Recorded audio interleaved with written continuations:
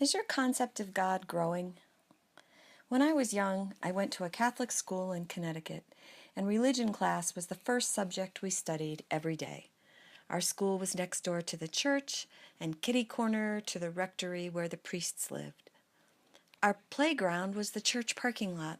I was surrounded by church bells notifying us of funeral masses that were starting, and our school year was punctuated with rehearsals for Easter processions, Lenten stations of the cross, and weekly trips to the confessional. It was an all-inclusive time of memorizing multiplication tables, names of the continents, and answers to the Baltimore Catechism. Since the nuns who taught us were Polish, we also learned Christmas carols in Polish and a few Polish dances, complete with costumes adorned with colorful ribbons. That was grammar school, grades 1 through 8. Just as I was approaching puberty and higher order thinking, just as I started questioning authority and rebelling against my parents, in relative safety, I started ninth grade in the only high school in town, Torrington High. There I met people who were not Catholic, or if Catholic, maybe they went to the Italian church, St. Peter's, and had different ways to do everything. I was a smart kid, so I took some honors classes and met the first Jewish kids I ever knew, as well as Protestants and a few black kids, all in the public school that threw us together without a single class in religion. I didn't really know how to handle all that change, but other challenges were more imperative. Navigating locker combinations and attention from older boys who wanted to carry my books to the next class, and cliques, and lots of different teachers, some of whom wanted me to think for myself and not just recite answers I'd found in books. My religion was not asking that of me, however. In time, I went to a Jesuit college where I met free-thinking Catholics and an updated understanding of the Bible, not as literal truth, but literary, poetic, and metaphorical, where the truth was to be gleaned because it shined through and resonated in my heart. It was the first time I dared to take off the religion jacket I'd acquired at St. Mary's Grammar School and trade it in for something that fit me better.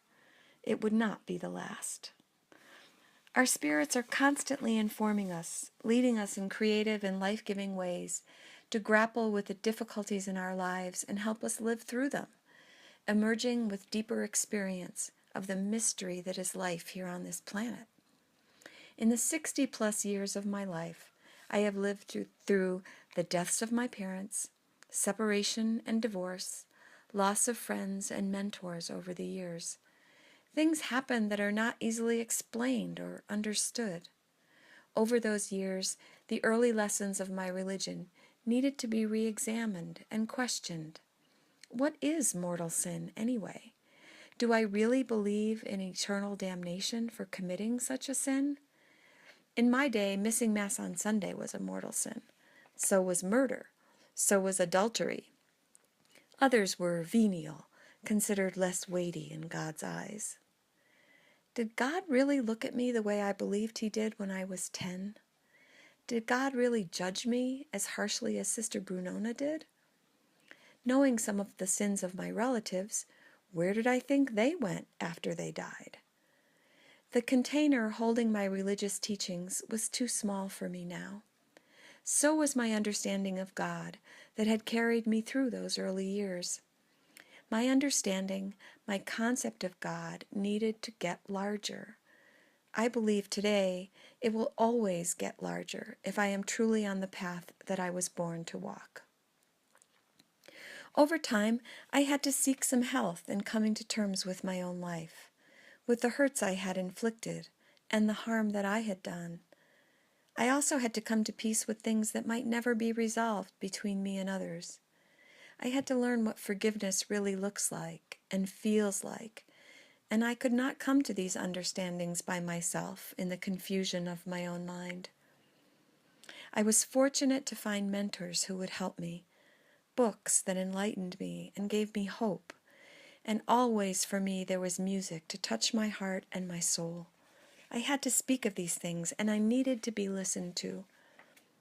Now I am able to listen to others, to be that non-judging presence full of sacred curiosity, ready to take a long look at the real in the lives of those who come to me for spiritual direction. When they come, I believe the Spirit is at work in them, leading them on their path, and all that they need is someone to listen and share the silence and what emerges from that silence. Contact me if you are interested in exploring spiritual direction. I'd love to hear from you.